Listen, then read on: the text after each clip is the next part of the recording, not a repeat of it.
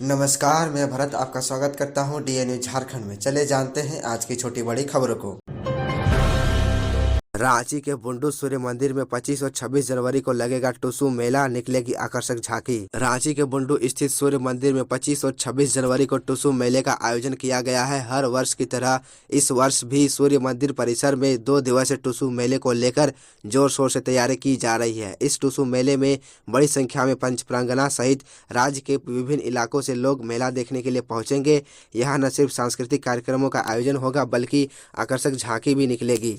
परंपरा के अनुसार ग्रामीण टुसु गीत संगीत पर नाचते गाते चौड़ाल लेकर ढोल नगाड़े के साथ दर्जनों टीमें आकर्षक झांकी का प्रदर्शन करेगी। इन टीमों का आयोजन समिति की ओर से पुरस्कार एवं नकद राशि देकर सम्मानित किया जाता है। मेले में भीड़ को देखते हुए अनुमंडल पुलिस प्रशासन की ओर से पुलिस की बल तैनाती की जाएगी। यूपी और बिहार वालों ने हमेशा झारखंडी का हक लूटा, हेमंत सोरेन। खतियानी जोहार यात्रा के दूसरे चरण में मुख्यमंत्री हेमंत सोरेन सिमडेगा में जमकर बोले। सभा को संबोधित करते हुए उन्होंने बीजेपी पर खूब निशाना साधा। उन्होंने कहा कि हम संघर्ष से आगे बढ़े हैं, बाहरी लोगों ने हमें लूटने का काम किया है। उन्होंने केंद्र सरकार पर भी जमकर आरोप लगाए। सिमडेगा से वो चाईबासा चले गए। अभी जो नियोजन नीति बनी उसमें 19 लोग ऐसे थे जो झारखंड के नहीं थे। वही लोग कोर्ट में जाकर नियोजन नीति को रद्द कराने का कार्य किए। सिर्फ एक आदिवासी को आगे कर ऐसा षड्यंत्र किया गया। उन्होंने यह भी कहा कि अगर फिर से इनकी सरकार बनी तो इसी तरह आदिवासी हित के कार्य किए जाएंगे। आदिवासियों के लिए और मुसीबत आने वाली है। अभी इन लोगों ने शहर को कब्जा किया है, धीरे धीरे गांव को भी कब्जा करेंगे और हमें भगाने का काम करेंगे।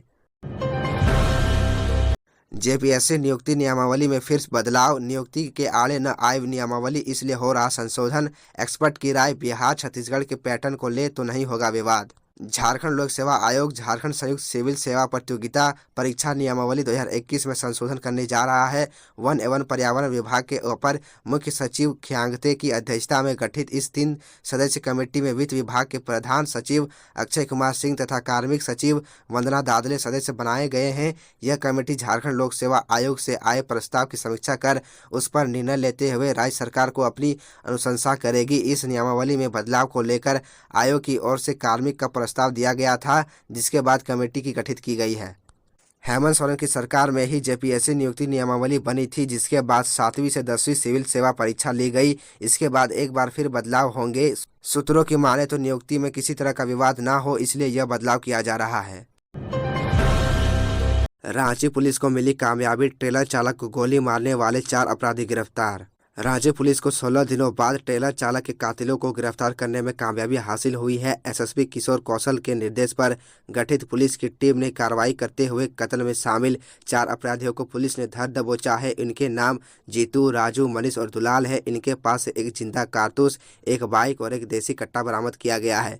बता दें कि धुरवा थाना क्षेत्र स्थित सिटियो रिंग रोड के पास अपराधियों ने ट्रेलर चालक को गोली मारकर घायल कर दिया था और लूटपाट को भी अंजाम दिया था।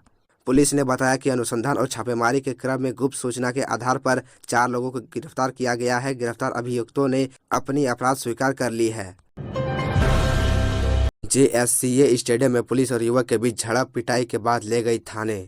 27 जनवरी को भारत और न्यूजीलैंड के बीच T20 का पहला मुकाबला खेला जाएगा। इसके लिए आज से टिकटों की ऑफलाइन बिक्री शुरू हो गई है। टिकट की खरीदारी के लिए स्टेडियम में क्रिकेट प्रेमियों की भारी भीड़ उमड़ी है। इसी बीच एक युवक और पुलिस के बीच भगदड़ हो गई। मिली जानकारी के अनुसार पुलिस ने युवक की पिटाई भी की। उसके बाद उसे अपने साथ थाने लेके चली गई। यह माहौल देखकर आसपास के मौजूद लोग काफ़ी आक्रोश में दिख रहे थे।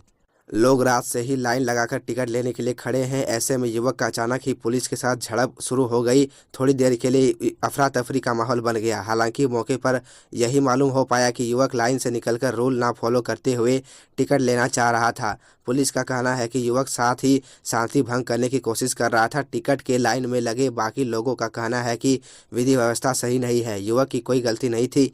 बिना मतलब की पुलिस ने उसे लाइन से बाहर कर दिया और उससे उलझ गई। इसके बाद बाकी पुलिस वाले माहौल बिगड़े तो वहां पहुंचे और युवक की पिटाई कर दी। महिला बैंक मैनेजर ने फंदे से झूलकर की आत्महत्या। राजधानी रांची के पुदांग ओपी इलाके में एक महिला ने आत्महत्या कर ली है। महिला का नाम अलका माधुरी है। अलका माधुरी किराए के मकान में रहती थी और वह बैंक मैनेजर थी। इस मामले की जानकारी मिलने के बाद पुलिस घटनास्थल पर पहुंचकर मामले की जांच में जुटी हुई है। फिलहाल आत्महत्या किस वजह से की है यह स्पष्ट नहीं हो पाया है। महिला वर्तमान में पुदांग ओपी अंतर्गत चापू टोली में किराए पर मकान लेकर अकेले रहती थी तथा इंडियन बैंक टाटी सिलवे ब्रांच में मैनेजर थी।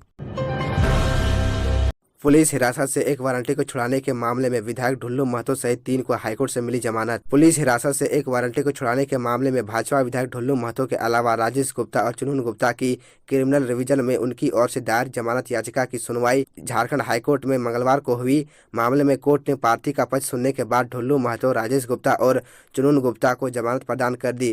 प्रार्थी की ओर से बताया गया कि ढुल्लू महतो ने करीब 2/3 सजा काट ली है। वहीं अन्य प्रार्थी ने भी 4 माह से ज्यादा की सजा काट ली है, इसलिए उन्हें जमानत दी जाए। मामला की सुनवाई हाईकोर्ट के न्यायमूर्ति नवनीत कुमार की कोर्ट में हुई। प्रार्थी की ओर से अधिवक्ता इंद्रजीत सिन्हा, अखौरी अविनाश, अजय शाह ने पैरवी की थी।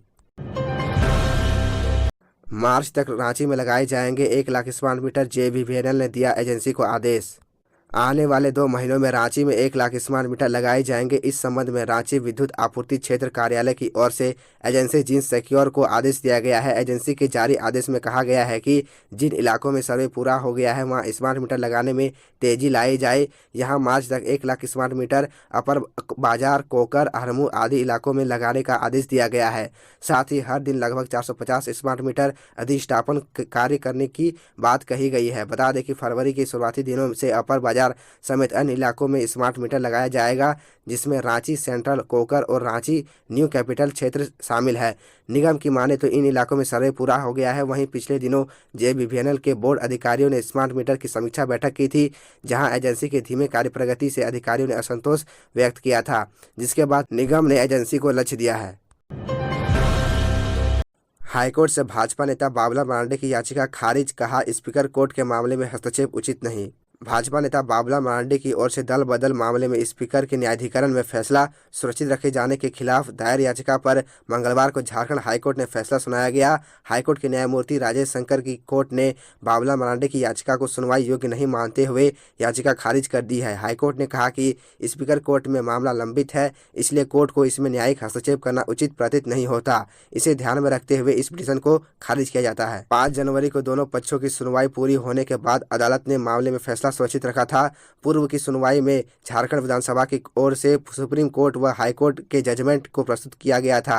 कहा गया कि स्पीकर के न्यायाधिकरण में जब तक कोई आदेश बाबुलाल मरांडी की मामले में न हो जाए तब तक झारखंड हाईकोर्ट इस रिट को नहीं सुन सकता है।